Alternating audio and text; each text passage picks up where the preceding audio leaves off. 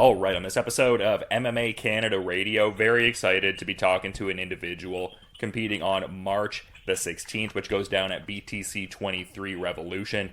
It's a main card bantamweight bout as Ethan Herrod and Noah Crosswell get out there into the cage, and great having Noah on MMA Canada Radio. How's your day going, man? It's been pretty good. Not gonna lie. Just finished doing a little bit of training. Now just relaxing, waiting for the second session. No, that's awesome, man, and I appreciate you making the time on, a busy day and just busy general preparations and all, and to that point, a lot to talk about with this fight. But I feel like I'd be remiss if I didn't at least briefly touch on the last one, securing the first pro MMA win over Liam Gallagher at BTC 20 last June. And I know you said in the social media post it's only the beginning, but all the same, I would think that that's a good moment in a certain regard, right? Absolutely, yeah. No, that was a big triumph to overcome, especially after having a couple decisions not go my way and whatnot. But yeah, it's good to get the O crossed out and, start moving forward with my career in the right direction. So, and it was a good opponent to beat too, right? Because I was able to take a lot of the clout and whatnot. He was a big name coming up in Hamilton. So that also was a big thing. And he was training partners with one of the older opponents that I fought. So that was nice. Yeah, and kind of interesting. Just seemed like kind of a similar arc to like what your brother was going through in a sense, like your brother Nigel with some of the earlier decisions and stuff like that going a certain way, but kind of getting that first dub the last time out. So that's kind of a unique sort of like comparable arc kind of thing there between you two guys in a sense. Yeah, and that just made it that much sweeter for us both to come out on the show, the same show, and both of us. Hopefully, again, we get to do it again coming out in Kingston. We're both highlighting the show together, so looking to do a repeat.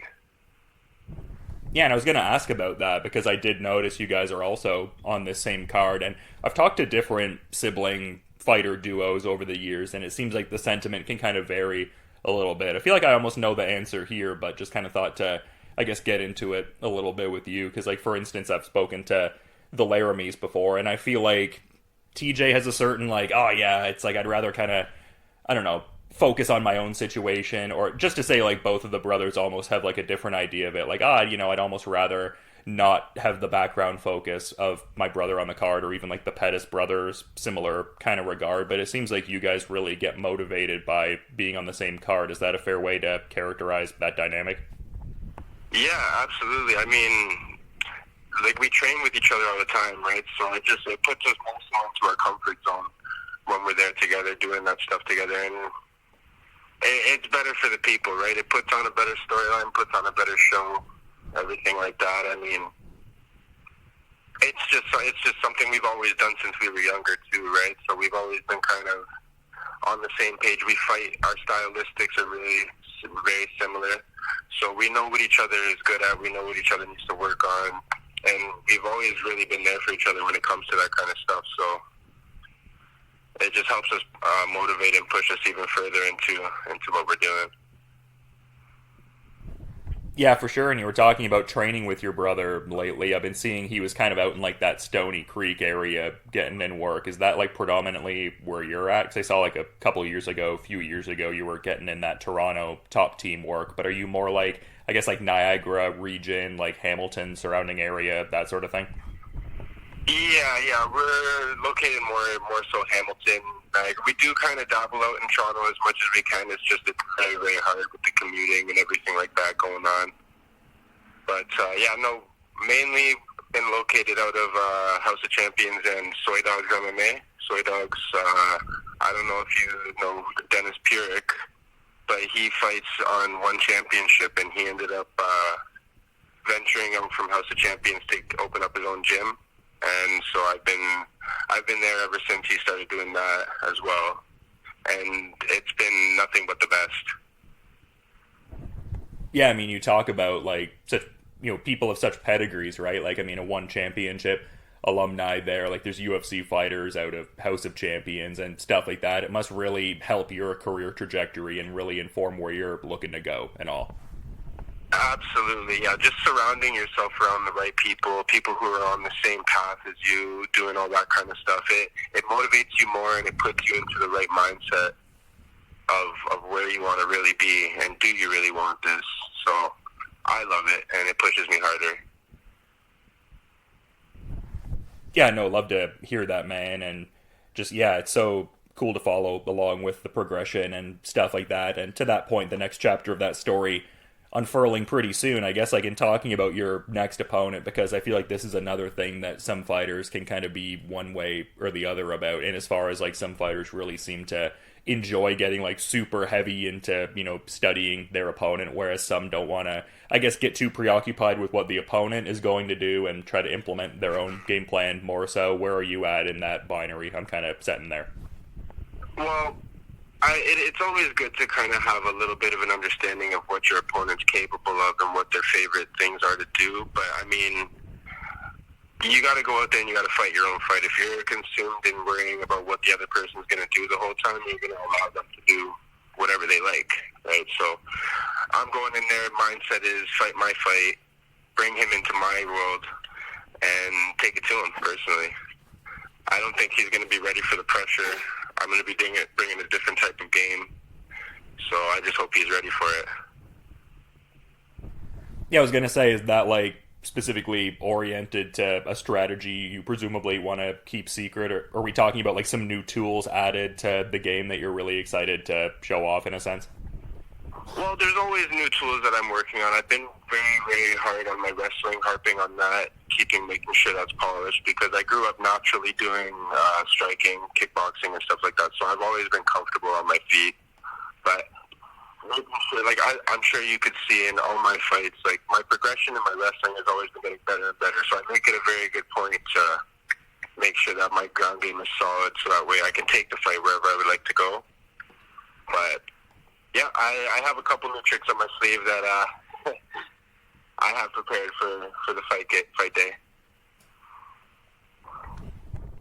Yeah, I mean, it's going to be an interesting fight, man. Like, I mean, I guess in talking about the, I guess, idea different fighters have of the fight, like, some fighters are also heavy into, like, the visualization component in a certain sense. Like, you kind of gave, like, a good balanced answer for, like, the tape study kind of portion there, but I mean, do you have, like, any kind of, I guess, understanding in your head, or I guess a reoccurring visualization of maybe how you see this fight ending, or perhaps not so much, like maybe like stay adaptable and see what the fight presents and all? I have actually. It's funny. Last night I was dreaming and I dreamt about it, but honestly I feel like it's going to be a ground and pound finish. That's what I'm envisioning. I think I've been working hard with my elbows and stuff like that. So, and I'm sharp. All my limbs are very, very bony and rigid, right? So everything comes off pretty sharp, like razor blades. So I'm looking to cut them open. Really give them something to look at for the rest of the time being. I always have that scar to be able to say, "Damn, that's from this guy." That almost kind of speaks to the work in a certain sense, though, like the subconscious kind of coming through in the dream, because you talk about like how much, you know, paramount focus has been on the wrestling, but it seems like that finish you kind of saw there was in concert with like the striking base that you've already had for so many years. So kind of interesting that that's popping up in the dream. Probably says a little something, I would think. Yeah, absolutely. I've been doing a lot of wrestling lately, and it's really consumed a lot of my time, and I love doing it now. Like, I found a new love for wrestling. When I was younger, it wasn't really much on my forefront to want to learn how to grapple and wrestle and do all that stuff. I just like to stand up and bang, but part of the MMA world is something that you definitely need to know. And I see how effective it really, really is. So knowing that now, I've made it a big, big part of my game. And I eat, sleep, and breathe it. Yeah, no, it comes across, man, for sure. Definitely like that lifestyle of a martial artist sort of ethos. And I mean, a lot of the, you know, experience and growth does come from that consistent, you know, disciplined day-to-day work. But I'm wondering how much, like, just competing under a variety of promotions has also refined what you're doing, because I mean, you've got to compete with some good promotions in British Columbia and Ontario, just with like PFC, BFL, and also BTC. Yeah, no, honestly, just experience is everything. So being able to venture out and fight under all these different organizations, it only helps with my experience and my composure, because if it's something that I want to fight on a premier fight league, right? So when you're doing that, you're going to be traveling, you're going to be a bunch of fans. So being able to kind of get a taste of it early helps with like composure, everything like that, my understanding of what's going on. So I don't think I'll really be overwhelmed about any type of situation like that moving forward. Yeah, I get what you're saying in that sense, and I guess one of the last things I wanted to touch on, I mean, I would think that I understand the source of the nickname, but just been seeing on Tapology and some of the aggregators, the nickname being The Natural. I mean, I would think that would speak to how long you've been in martial arts and probably the aptitude that you've shown for it, but like, who kind of gave you the moniker, and is there like a backstory on that? That was more so just from from my family, everything like that. I mean, fighting and martial arts has always been in my life. I've been doing this literally since I came out the womb. You know what I mean? Like, from even when I couldn't walk, my dad had me in his arms. I was able to start taking those little baby steps. I was hitting pads. So I mean, it's always been a lifestyle of mine. So I mean, naturally, it comes naturally to me. Yeah. No, I love that. You don't have to put in the hard work, though. Does not mean that. Yeah.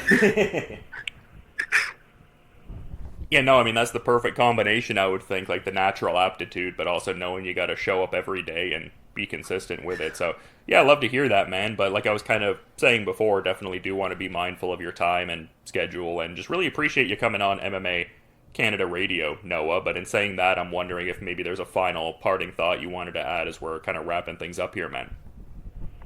Absolutely. No, I appreciate you having me out on the show and getting to speak a little bit of my mind. For any of those who are listening, you guys can definitely tune in March 16th.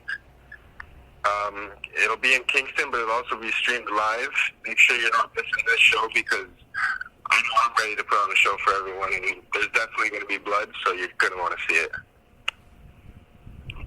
Yeah, it's going to be a great show. BTC 23 Revolution, and this Ethan Herrod bout is definitely an exciting one. And yeah, to reiterate, thanks for coming on MMA Canada Radio. Hopefully the first of many appearances. And yeah, looking forward to peeping the fight there, Noah. But until then, you have a good rest of your day, man. Thank you.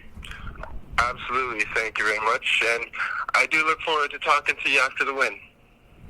No, I love that, man. Yeah, putting it out there and manifesting and all. But yeah, no, thanks so much again, man. It's been great getting to talk to you. You and your brothers are exciting fighters to watch, and it's going to be fun to see the next chapter in this story coming up here. So you have a good rest of your day, man.